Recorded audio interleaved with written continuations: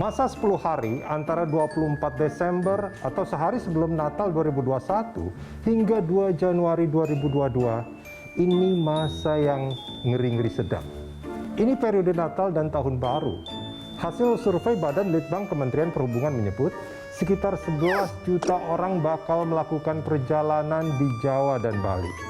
Jumlah itu memang di bawah prediksi Ketua Bidang Perubahan Perilaku Satgas COVID-19 yang sebesar 20 jutaan.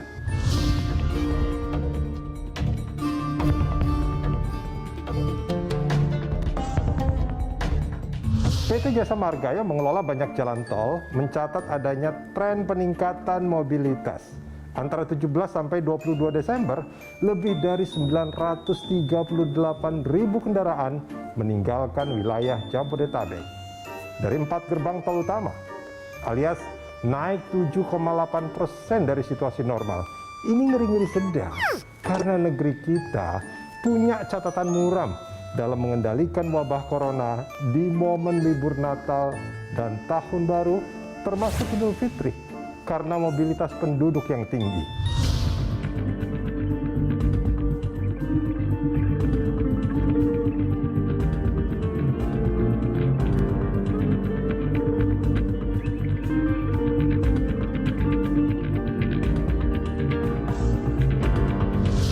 By the way, wacana penerapan PPKM level 3 batal diterapkan. Pemda hanya diminta mengawasi penerapan protokol kesehatan di 3 titik penting: gereja, pusat perbelanjaan, dan tempat wisata. Artinya, mau keluar kota atau jalan-jalan, monggo. Liburan boleh, asal memenuhi syarat protokol kesehatan.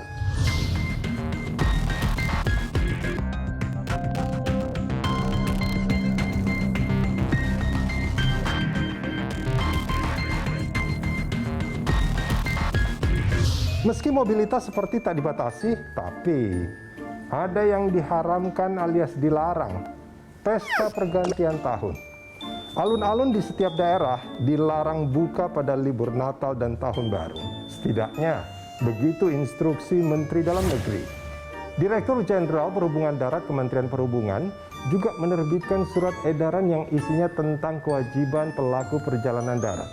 Nah, diantaranya harus sudah vaksin lengkap, hasil tes antigen negatif dalam 1 kali 24 jam, serta menggunakan aplikasi Peduli Lindungi.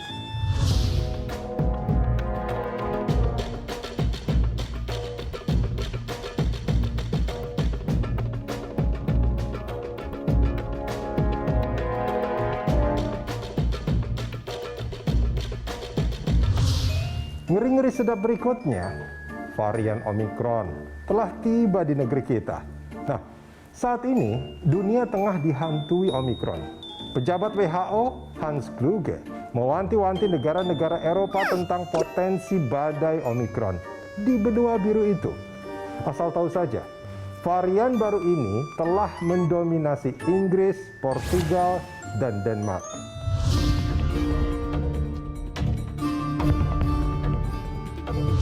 Negeri kita pun tak boleh tenang-tenang saja, sebab kasus Omikron terus bertambah, meskipun harus sedikit disyukuri. Kasusnya bukan transmisi lokal, tapi berasal dari pelaku perjalanan luar negeri.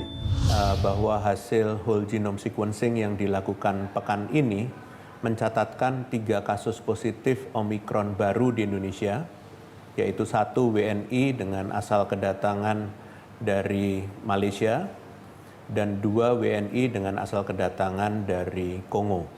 Sehingga sampai dengan hari ini terdapat 8 kasus positif varian Omikron tersebut. Perlu diketahui bersama bahwa seluruh kasus Omikron yang terjaring saat ini ditemukan dari pelaku perjalanan luar negeri yang masuk melalui pintu udara.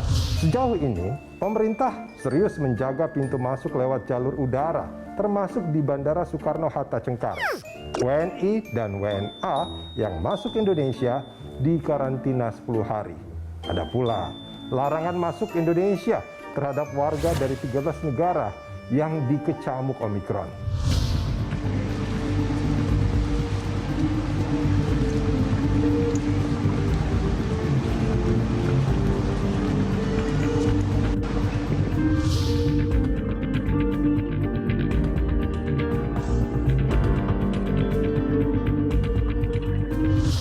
seperti yang kita ketahui, kasus Omikron di berbagai negara semakin meningkat jumlahnya. Meskipun demikian, hasil saat ini laporan dari berbagai sumber seperti WHO, CDC, dan penerbit ilmiah Nature menyebutkan karakteristik varian ini masih belum dapat disimpulkan. Data-data awal menunjukkan adanya kecenderungan gejala yang lebih ringan pada varian Omikron, namun data ini belum cukup untuk dijadikan kesimpulan. Nah, paparan Pak Wiku tadi melegakan, tapi tentu saja kita tak boleh menurunkan tingkat kewaspadaan. Sebab selain Omikron, varian semacam Delta ini masih menjadi ancaman di tanah air. Terlebih di momen liburan seperti Natal dan Tahun Baru, masyarakat kita suka sedikit kendor menjalankan protokol kesehatan. Data Satgas COVID-19 menunjukkan tingkat kepatuhan masyarakat dalam memakai masker, menjaga jarak, serta mencuci tangan turun pada November lalu. Belajar dari Amerika Serikat, hingga 21 Desember, kasus Omikron di sana mencapai 1.030 kasus. Penyebabnya antara lain kegiatan berkumpul selama Thanksgiving, Nataru, serta masker yang tak lagi wajib. Sekali lagi, waspadalah. Waspadalah. Sebab sesal kemudian tiada berguna.